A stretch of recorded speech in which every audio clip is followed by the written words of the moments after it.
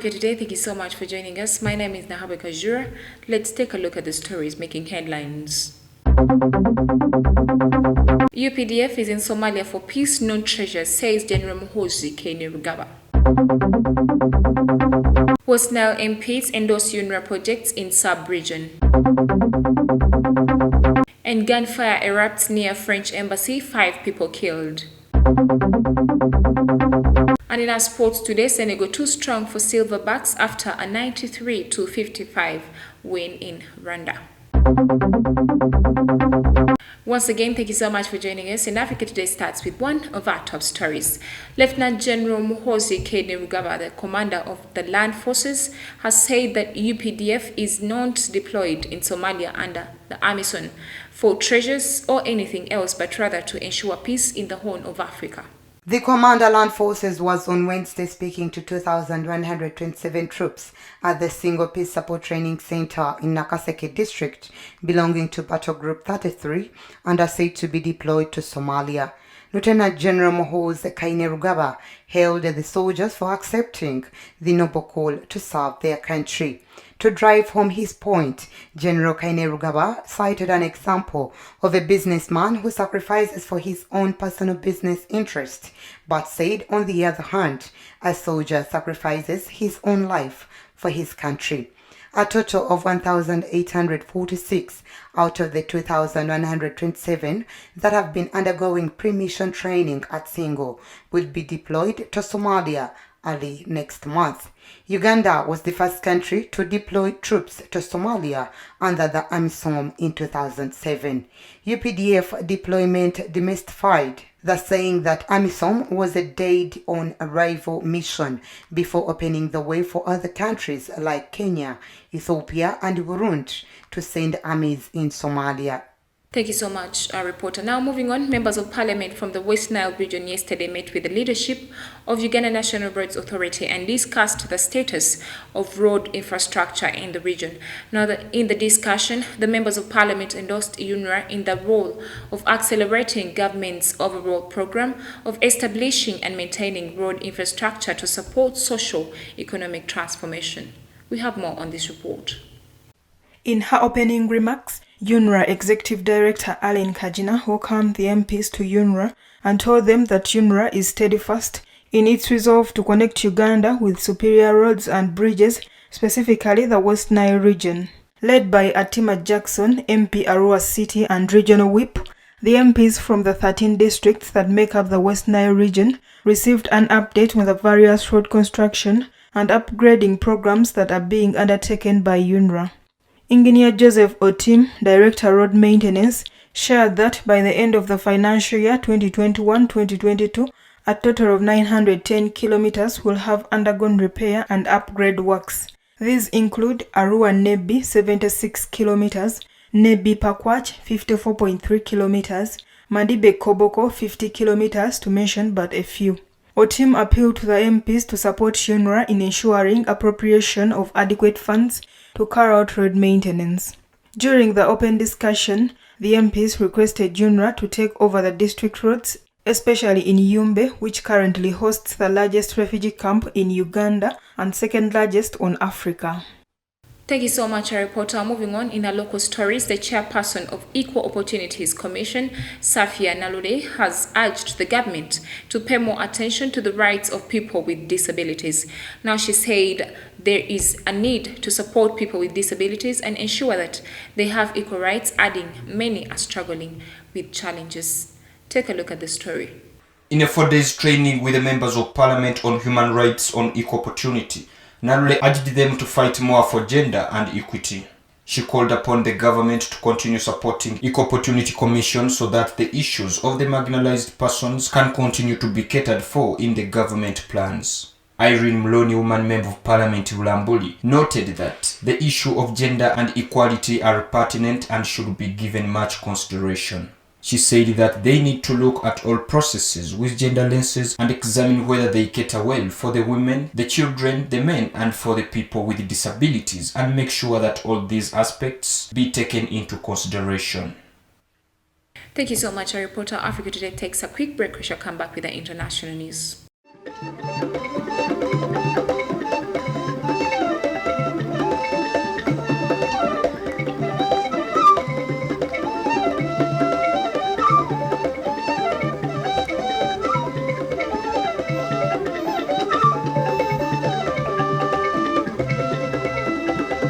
Welcome back from the break. You're still watching TV Africa, the right to know. In our international news today, with major constitutional changes suspended for now and swirling new alliances taking shape, Kenya's political scene is shrouded in uncertainty as the country eyes crucial elections due to a year from now. Now let's take a look at how Kenya got here and what lies ahead when East Africa's powerhouse elects a new president and parliament next August. On Friday, Kenya's Court of Appeal rejected President Uhuru Kenyatta's bid to change the constitution, arguing that he had no right to do so. The decision marked the latest twist in a debate that has gripped the country since 2018. According to Kenyatta, the so-called Building Bridges initiative would expand the executive and overturn the winner-takes-all electoral system that has been blamed for frequent explosions of poor-related violence in the East African nation. But his detractors saw it as little more than a naked grab for power by a two-term president who cannot run a third time with the BBI, potentially allowing him to assume the new position of prime minister. In addition to creating new posts, the sweeping changes would also increase the number of parliamentarians from 290 to 360, prompting fresh alliances with a view to dividing the spoils come election time. The pact stoked speculation that Odinga would succeed Kenyatta, who would in turn become prime minister with other politicians persuaded to fall in line in exchange for new posts.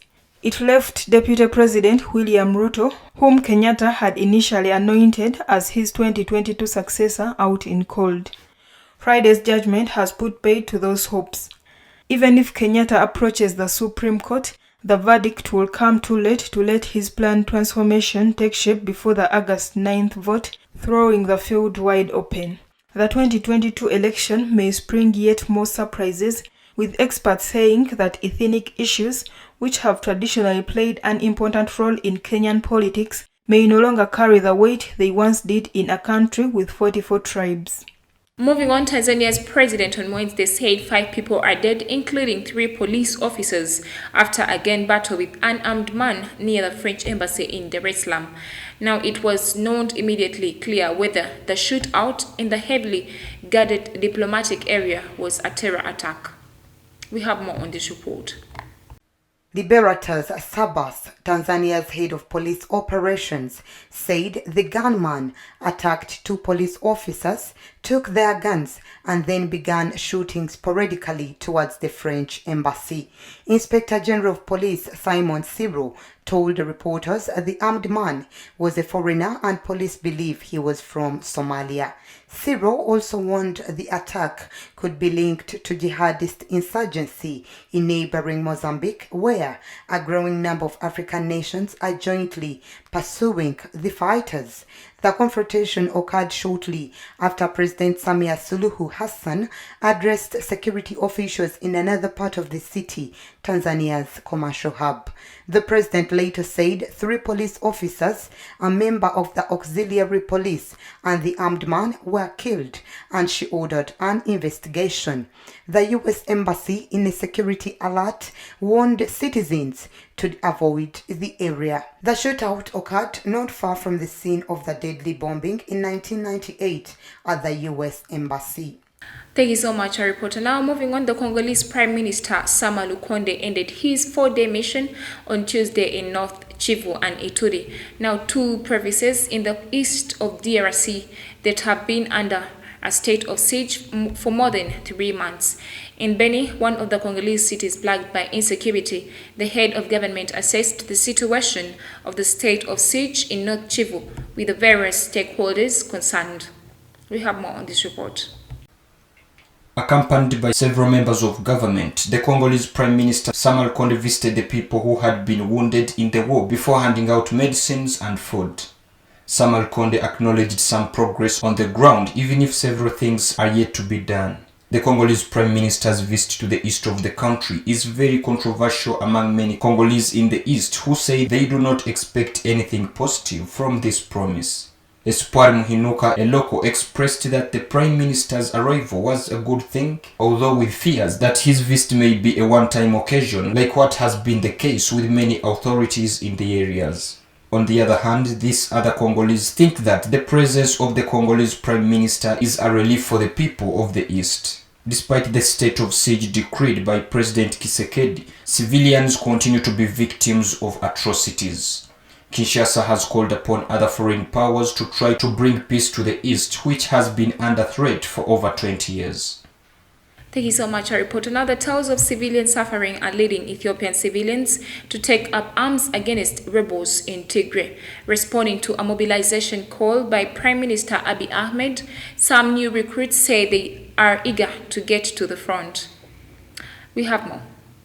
Early in the month of August, Prime Minister Abiy Ahmed called on all able-bodied Ethiopians to join the armed forces as the 9-month conflict in Tigray has spread in recent weeks to 2 neighboring regions in the north of the country. The fighting began in November after Prime Minister Abiy Ahmed sent the Federal Army into Tigray to remove the regional authorities which had emerged from the Tigray People's Liberation Front. It declared victory in late November after the capture of the regional capital, Mekele. But on June 28th, pro-TPLF rebel forces recaptured Mekele and then much of Tigray, after a ceasefire declared by Abiy Ahmed officially for humanitarian reasons and the withdrawal of Ethiopian soldiers. Tigrayan forces continued their offensive towards the neighboring regions of Amara in the south and Afar in the east. In its statement, the Prime Minister's office announced that the security forces were now instructed to put an end once and for all to the destruction wrought by the treacherous and terrorist TPLF organization and foreign machinations. Thank you so much, our reporter. Let's go for a quick break. We shall come back with the business news.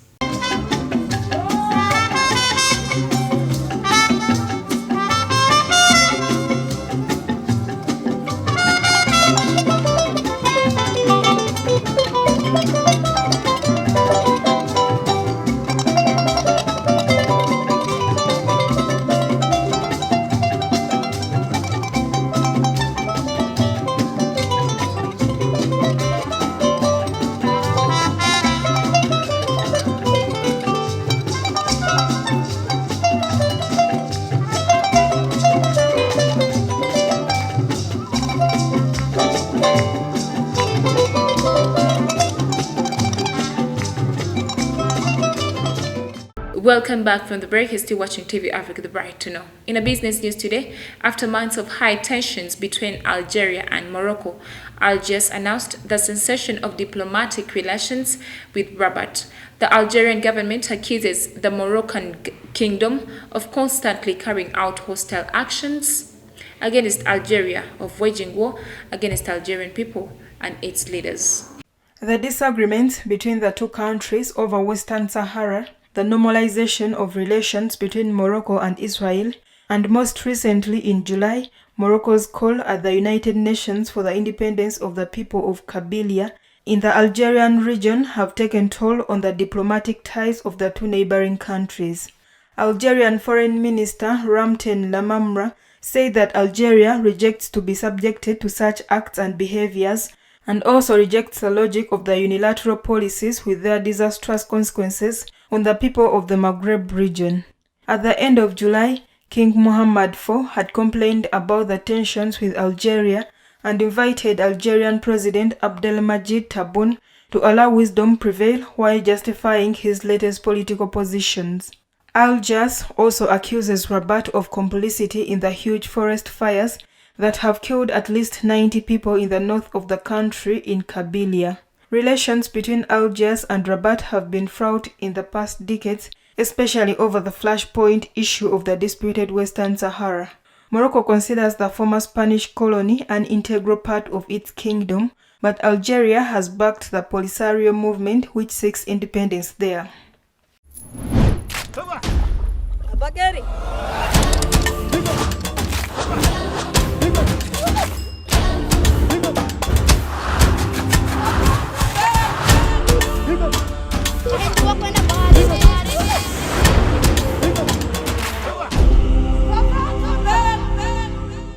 Away from business, in our health news today, a Rwandan South African railway station has been converted into an unlikely vaccination site where a shiny white train brings jabs to remote areas and boosts sluggish uptake.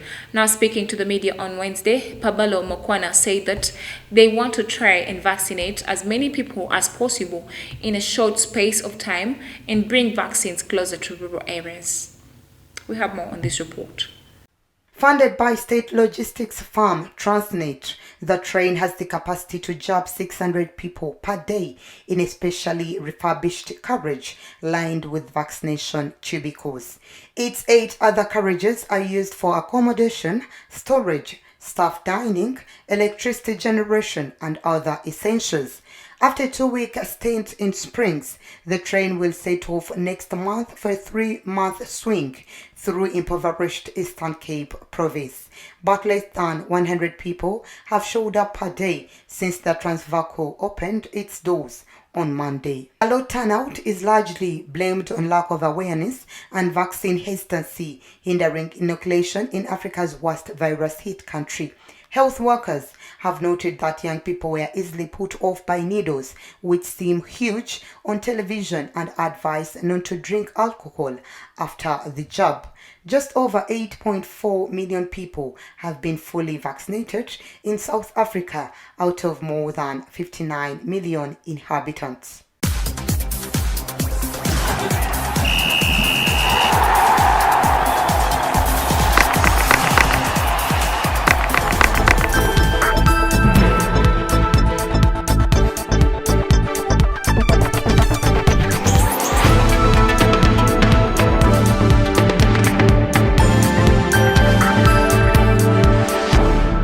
In a sports news today, Uganda's lack of size was severely punished by Senegal in the AfroBasket 2021 Group D match-up on Wednesday night. Now, the big and tall Senegalese got everything they wanted in the paint route to a dominant 93-55 win over the Silverbacks. Now, Silverbacks' slippery hands made it worse as turnovers were equally punished with quick transition points of dunks. Uganda committed a massive 24 turnovers. We have more on this report. While the Silverbacks were competitive in the first half with flashes of brilliance from Kieran Ziwa and Arthur Kaluma, Senegal ran away in the dominant third quarter in which Uganda managed just 9 points. By midway the fourth quarter, Senegal had doubled Uganda's score at 80-40 as the Silverbacks went ice-cold in the period, going scoreless for more than 6 minutes before Adam Seiko scored the first basket from 3 points range with 4 minutes to play. Gogui Dieng led all scorers with 19 points and 8 points, while Kaluna went 3 of 17 for 8 points in the tough outing. The two teams returned to action on Friday. Thank you so much, our reporter. Now, before we end the bulletin, let's have a recap of our top stories. UPDF is in Somalia for peace, no treasure, says General Muhoozi Kainerugaba. West Nile MPs endorse UNRWA project.